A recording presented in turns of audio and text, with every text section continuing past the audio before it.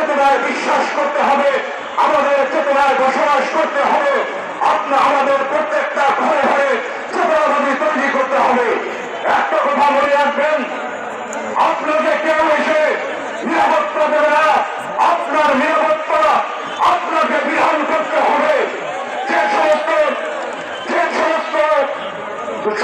সমস্ত স্বৈরাচারবাদী মানুষ এদেশের হিন্দুদেরকে বিতাড়িত করে এদেশকে হিন্দু শূন্য করতে চায়, সেসব স্বৈরাচারীদের আমি বলতে চাই, হিন্দুরা এদেশ ভুলে গেছে।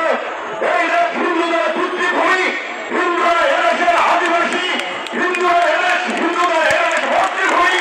এই ভর্তিভূমি এবং পিতৃভূমি সংগ্রামী ভাইরা আমার, আপনারা একটা কথা বিশ্বাস রাখবেন, অন্তর জাতিকে কেউ কখনো শ্রদ্ধা করে না, অন্তর জাতিকে কেউ কখনো সম্মান করে না। আপনার সম্মান আপনার আমাদের করতে হবে, সংঘবদ্ধভাবে আমরা চলতে হবে।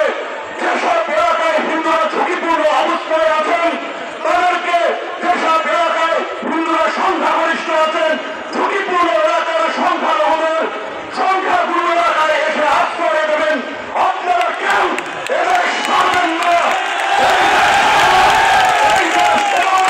এই দেশ হিন্দু, মুসলিম, বৌদ্ধ, খ্রিস্টান, এই দেশ সবার শুধু পালিয়ে যাওয়ার জন্য এই দেশ স্বাধীন হয়নি।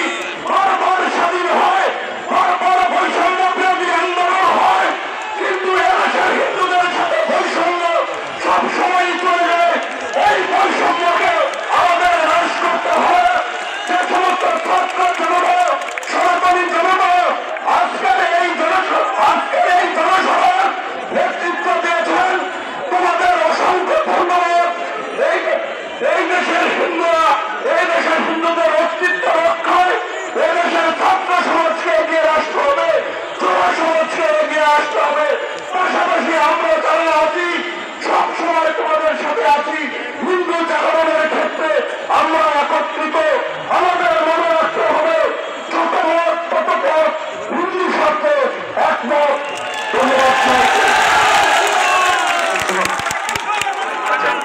ধন্যবাদ। ধন্যবাদ প্রদীপ দাদাকে, উত্তম কুমার দাদাকে। আমি আমাদের এখানে